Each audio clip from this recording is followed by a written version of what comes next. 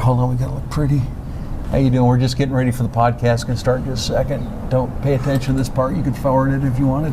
How you doing? I'm Rusty Humphries. He's Jeff Jr. This is Build Your Wealth, the Trajan Wealth, featuring Jeff Jr. We sure appreciate you being here. Before we get going any further, subscribe, and hit that notification button so you know every time a new edition of Build Your Wealth, the Trajan Wealth comes out. Okay, so one of the things I remember in the Who is Jeff Jr. show, where we got to meet you. A long time ago. It was a long time ago.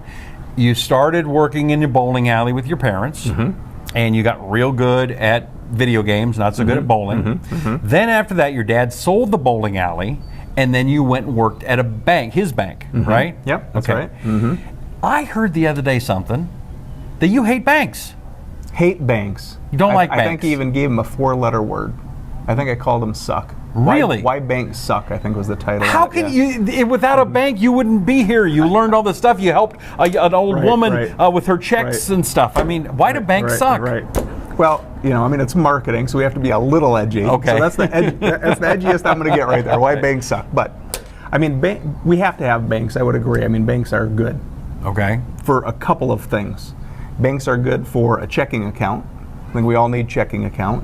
Bill pay, there's limits to that, so we still did anybody write checks anymore? We still need to write. I write some checks. Yeah? Sure. Okay. You still have to have a checking account, and even if you don't write checks, you still have to... For your debit card. And you still have money taken out of the account. But then the other thing is loans.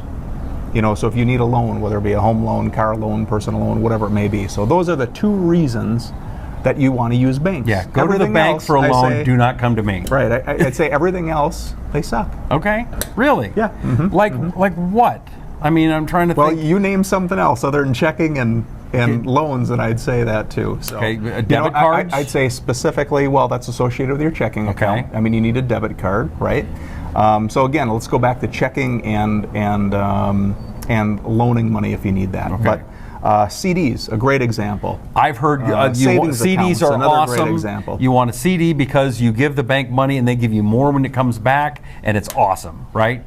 Not so much. You open a CD. So this is if you have extra money. Generally, people open a CD. So it's maybe they're going to open a 6-month CD or a 1-year CD or a 5-year CD. And by the way, every time I hear CD, I think Michael Jackson or something. It's not that kind of deposit, right? Okay, yep. So what is the just CD? Just like the bad rap. Yes. So a CD, certificate of deposit, you're going to take a principal sum. Let's just use $100,000. You're going to put it in a CD, and the bank, in turn, is going to give you interest. Okay. Now, on the surface, it sounds like a great deal because the teller is convincing you that the CD earns 0.01% more interest than your checking account does and than a savings account does. And you're like, I don't have anywhere else to put this money, so I'm going to put it in a CD. I'm going to put it right here in the bank. The bank is safe. Okay. But the problem is the interest rate is so low, you're actually falling behind because you're not even keeping up with inflation.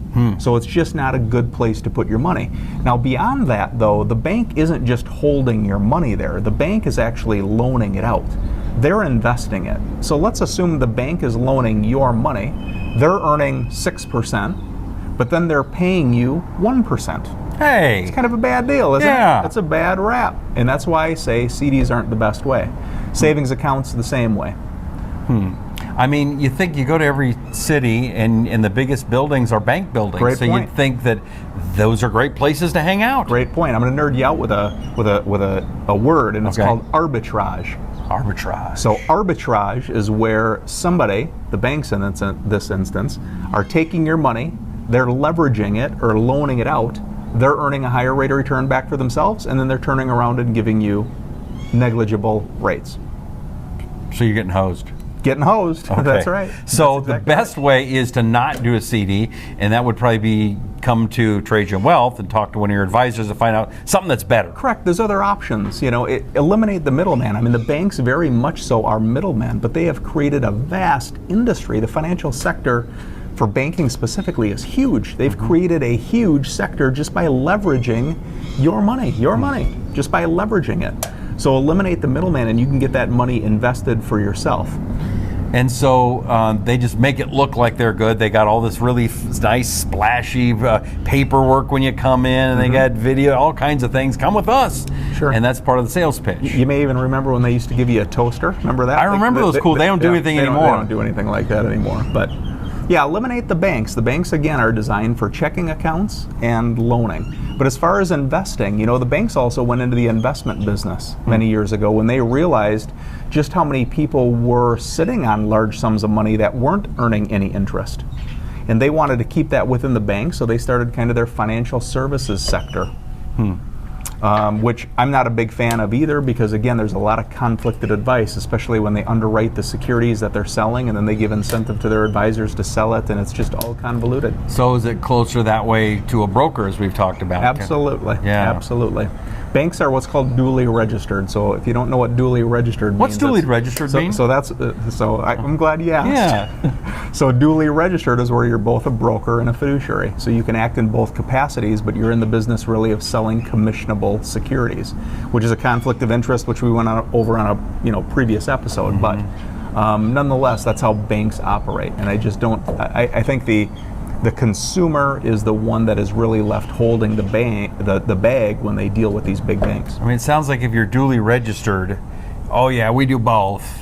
But you're always going to try to push towards the broker fee stuff, aren't you? Probably. I mean, I can't speak for everybody, right. But I mean, if you have it makes sense if I'm a sales guy. If you have a direct incentive to do something that pays you more or gives you an extra bonus, I mean, there's incentive to do so, and just eliminate that conflict of interest. All right, well, one way you can eliminate the conflict of interest is go to Trajan Wealth. Please do. You guys are fiduciaries. I mean, did I say it right that time? Yep. All right, good. I'm getting better. Pretty It's good. getting Yep, close. you're doing good. I'm a professional talker. I just can't use that word. But what you guys do that's different is you're kind of in it with the customer. If the customer makes money, you guys do better. Yep. And I call the people that work with us clients, which is different than customers. Okay, and the reason I say that is a client is an ongoing relationship, whereas a customer, it's transactional. So I'd say banks have customers, Trajan Wealth has clients. But yeah, it's completely different, simply because we're not in the business of selling product or making a transaction. We're in the business of a long-term relationship because of the way we're compensated. Right. The more the client makes, the more that's in their account, the more we make. It's a mutually incentivized structure. True beneficial. You're happy, I'm happy, everybody's happy. Right. Win, That's win, the win. goal. Go to TrajanWealth.com. That's where you can find out more, TrajanWealth.com. Also, if you would please subscribe to this podcast. All right, we're doing them every week, and who knows where we'll be next. Who knows? Who knows? Probably back. Hopefully not in the park in the afternoon. Do you like this being outside thing? I do. Yeah, it's nice. It's nice. Okay. It is nice. Yeah. You want to do pickleball sometime? Yeah, let's go play some pickleball. I've never played pickleball. Oh yeah. Yeah. Are you going to embarrass me? It is tennis on steroids. No, not so much. It's the other way around. Tennis, pickleball's on steroids. Pickleball's not on steroids. It's the other way around. Okay. It's a sport for us youngsters. Yes. Where we don't have to run too much, hurt our knees, bend over too much. The ball doesn't go too fast. It's perfect. You have We're gonna love a young person that works here, and last week she said, "Oh, there's this game called like pickleball, but you hit it against a wall." Oh right. Yeah. No, that's racquetball. Exactly. That's a lot of. But back when we were kids, that was like really cool and hip. It is hip now, but racquetball still is. Yeah. But I don't know if. As you can tell, I do this a lot. I don't know if we'd want to do that though. We might hurt ourselves. I think that's where we're going to have to do the pickleball. See, no, you're still in shape. You're still rocking. Well, thank you. How tall? You're a tall guy. How tall are you? 6'3". Yeah, 6'3". He'd beat me like a rented mule. I have a reach advantage for sure. You do. All right. Well, we'll do something that'll be fun, and you want to watch it. So make sure you subscribe. Hit the subscribe button, the notification button. If you're listening, make sure you subscribe on Apple Podcasts, Google Podcasts, or wherever else you see us. We're also on Apple TV, Roku. I mean, it's all over the place. Did you know you've got people watching all over the world? I don't even know what Roku is. That's great. Really? You don't know what Roku is? Roku is a streaming device. It's built into a lot of TVs. A lot of people are watching. Roku fans, there's a lot of Roku fans. And they're going, oh, great, thanks, Jeff Jr. Well, I'm a Roku fan too, so I'm with you. So anyway, we appreciate you. We'll catch you next time. For Jeff Jr., I'm Rusty Humphries, and this is Build Your Wealth with Trajan Wealth featuring Jeff Jr. We'll catch you next time.